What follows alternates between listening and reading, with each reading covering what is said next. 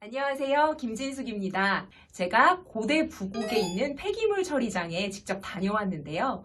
고대 부곡은 이미 폐기물 처리가 완료된 곳입니다. 그 폐기물 처리가 된 곳에서 여전히 침출수가 나와서 그것을 처리하는 것이 문제가 되고 있습니다. 그 처리에는 사실 시민들의 혈세가 수십억 들고 있고요. 그리고 앞으로도 들 예정이라서 더욱더 문제가 되고 있는데요. 함께 좀 살펴보실까요?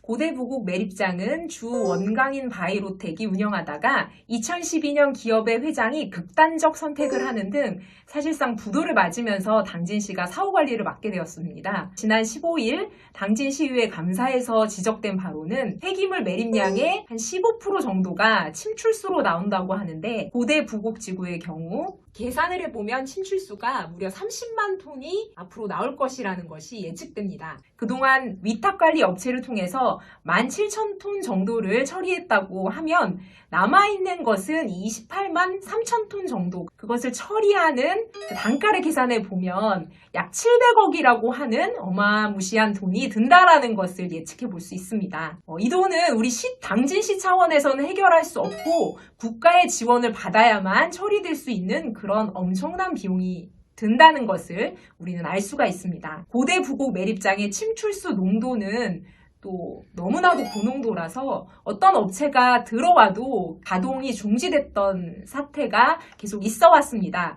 그로 인해서 처리 단가도 올라갔기 때문에 앞으로 정말 많은 돈이 이 사후 관리에 든다는 것을 우리는 짐작해 볼 수 있습니다. 폐기물을 묻는 것에 그치는 것이 아니라 그 이후에 사후 관리에 막대한 예산과 여러 가지 문제가 발생된다는 것을 우리는 알 수 있습니다.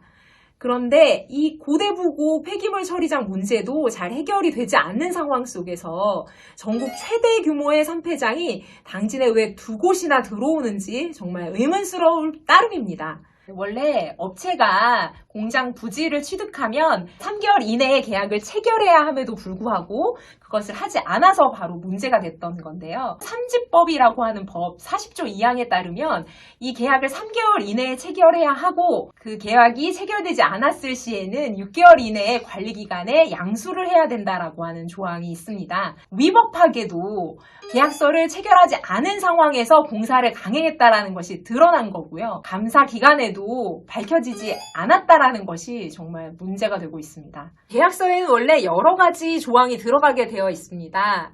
공장 부지에 대한 임대 분할 문제, 안전에 대한 여러 가지 계획들도 들어가야 되고요. 기반 시설에 대한 문제까지도 아주 꼼꼼하게 작성을 해야 되는 게 맞는데 그런 것들이 하나도 이루어지지 않았다는 것은 당진시가 이 산폐장이 건립되는 것에 대한 타당성조차도 제대로 검토하지 않은 채로 일이 진행됐다라는 거, 공사가 70%까지 진행되는 상황 속에서도 계약서 없이 했다는 것은 너무 무책임한 행정이라고 저는 생각합니다. 당진시는 송산 산폐장을 직접 사업권 회수해서 운영해라 라고 요구를 했을 때 그것은 예산 문제도 있고 절차적으로 복잡하다라고 얘기했습니다. 하지만 앞에서 살펴보신 것처럼 부곡 고대에 있는 폐기물 처리장의 사후 관리에 정말 막대한 예산이 들어가는 거 보셨죠?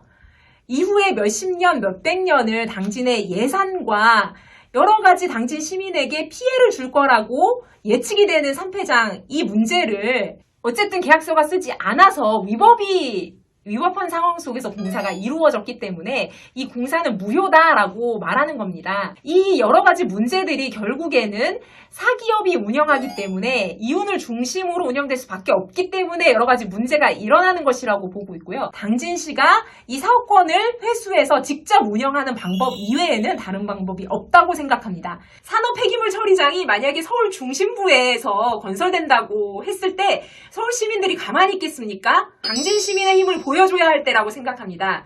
함께 촛불을 들어주십시오.